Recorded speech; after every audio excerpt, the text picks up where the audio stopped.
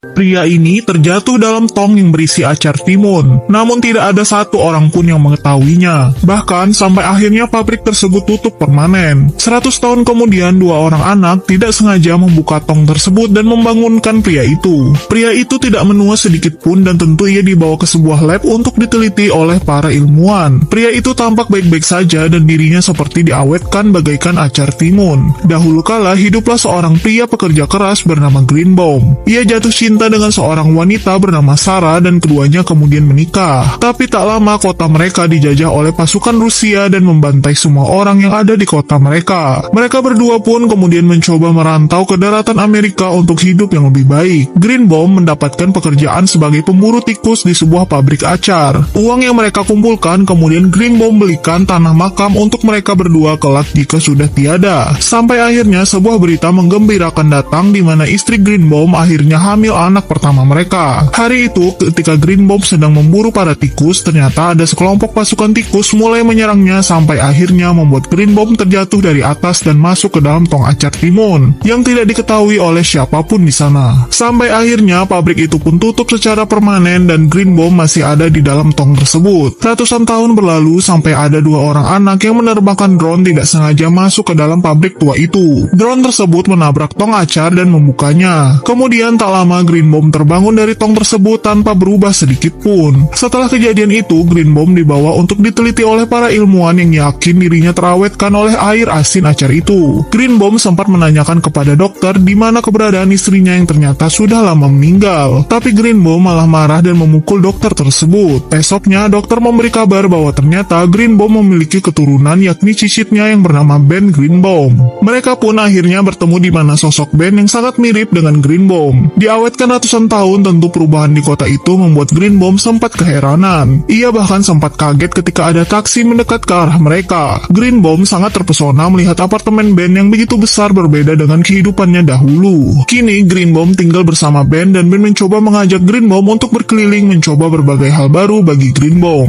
Sampai kemudian Greenbaum penasaran akan foto keluarga mereka yang ternyata dimiliki oleh Ben. Greenbaum begitu gembira melihat foto-foto mereka dahulu dan melihat sosok anak dan cucunya yang adalah orang tua Ben. Namun mereka berdua meninggal dalam sebuah kecelakaan mobil. Greenbaum mengajak Ben untuk ke makam mereka yang dulu pernah dibelinya. Tapi sesampainya di sana ia malah menemukan tempat kumuh yang sudah porak-poranda. Bahkan di atas makam istri Greenbaum ada sebuah papan iklan di sana. Begitu terpukulnya Greenbaum melihat keadaan makam istrinya. Tidak hanya makam istri Greenbaum, ternyata makam kedua orang tua Ben pun ada di sana. Sampai tiba-tiba ada sekelompok pekerja yang mengusir mereka karena pekerja-pekerja itu akan memasangkan iklan baru di atas makam Sarah, istri Greenbaum. Ketika melihat iklan vanilla vodka itu, Greenbaum langsung teringat Rusia. Karena dendamnya yang besar kepada negara itu, ia kemudian memarahi pekerja tersebut dan kemudian memukulnya. Terjadi keributan antara Greenbaum bersama para pekerja tersebut, sampai akhirnya membuat dua Greenbaum ini dipenjara. Semenjak itu, Greenbaum bertekad ingin membeli tanah makam mereka, tapi ia meminta uang dengan Ben yang tentu langsung ditolaknya mentah-mentah. Ben adalah seorang pembuat logo bernama Bebop dan hari itu ada seorang klien ingin bertemu dengannya. Alih-alih mendapatkan pekerjaan, ternyata klien itu tidak jadi mengambil brandnya karena rekam jejak Ben yang pernah dipenjara akibat perbuatan Greenbaum. Ia pulang ke rumah dan menceritakan hal itu kepada Greenbaum. Greenbaum sempat memberi ide lebih baik mereka membuat sebuah acar untuk dijual, tapi tentu Ben tidak mau.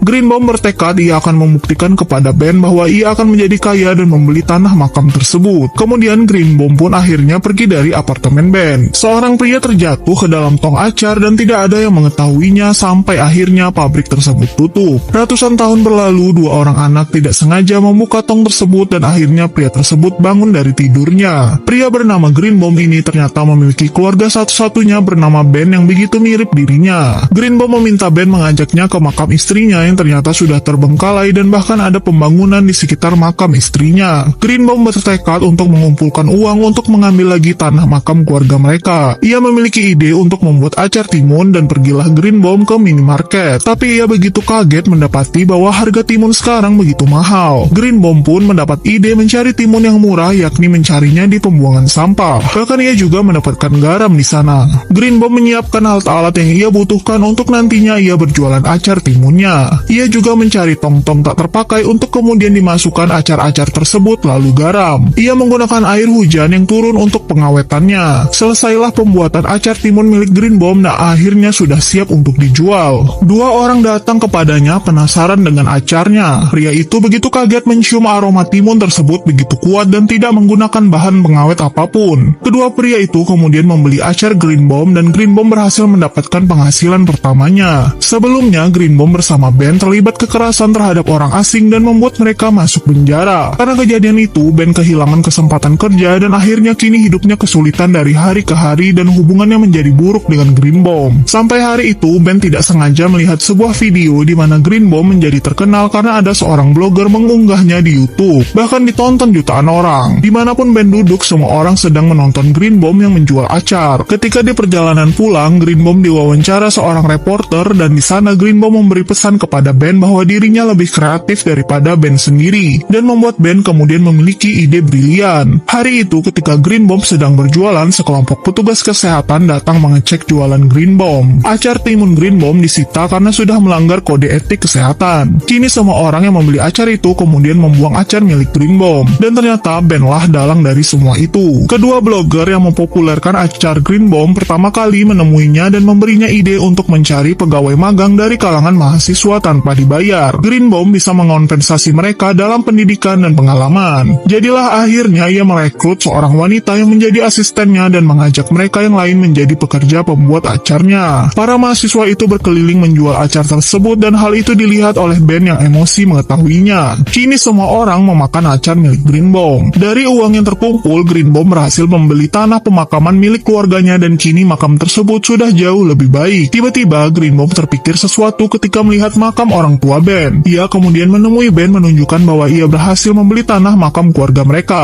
Ia mengajak Ben untuk bekerja bersamanya, namun Ben yang masih iri menolaknya. Tapi tiba-tiba Ben kemudian menghasut Green Bomb untuk mencoba bermain Twitter, tempat orang-orang terkenal berinteraksi dengan penggemarnya. Jadilah Green Bomb menyuruh asistennya untuk membuat tweet namun berisi kalimat-kalimat yang kontroversial. Esoknya semua orang sudah berkumpul di depan tenda Green Bomb yang dikira Green Bomb adalah pembeli acarnya. Namun mereka semua adalah demonstran yang ingin memboikot Green Bomb setelah tweet kontroversialnya. Bahkan asistennya sendiri pun kini enggan untuk ikut lagi bersamanya. Semua orang kini mengkritik keras Green Bomb setelah tweetnya hari itu. Semua orang menghancurkan acar-acar milik Green Bomb yang mereka beli sebelumnya. Namun pernyataan kontroversial Green Bomb membuatnya akhirnya diundang di televisi, bahkan sampai mengajak Green Bomb untuk debat bersama seorang politikus. Ben diam-diam menyamar menjadi seseorang dan kemudian mencoba bertanya untuk memancing jawaban kontroversial lain dari Green Bomb soal agama. Benar saja, pernyataan Green Bomb membuat emosi semua orang dan kini semua orang begitu murka dengan Green Bomb. Kini Green Bomb bahkan diusir oleh negara ini dan menjadi buronan. Ia kemudian menerobos masuk ke apartemen Ben untuk meminta perlindungan. Ia meminta Ben membawanya ke Kanada karena ia berniat untuk kembali ke kampung halamannya. Jadilah mereka berdua bersama-sama mencoba berjalan melewati hutan perbatasan untuk pergi ke Kanada. Di perjalanan, Ben mengakui perbuatannya dan ternyata Green Bomb marah kemudian menghabisi Ben. Sampai akhirnya ada petugas di dekat sana menangkap Green Bomb yang mengubah dirinya menjadi Ben. Alhasil Green Bomb berhasil kabur sedangkan Ben harus ditangkap dan diasingkan ke daerah bernama Sloop. Daerah terasing ini dulunya kampung halaman Green Bomb. Di sana tidak ada seorang pun yang bisa bahasa Inggris. Green Bomb kembali ke apartemen Ben sampai ia tidak sengaja menemukan kertas masa kecil Ben yang menggambar orang tuanya. Di tempat berbeda, Ben ternyata sudah bergabung dengan sekelompok Yahudi dan mulai ikut beribadah bersama mereka. Dan Green Bomb kemudian datang dan meminta maaf kepadanya. Mereka kemudian mencoba berbaikan dan ingin memulai bisnis acar kembali.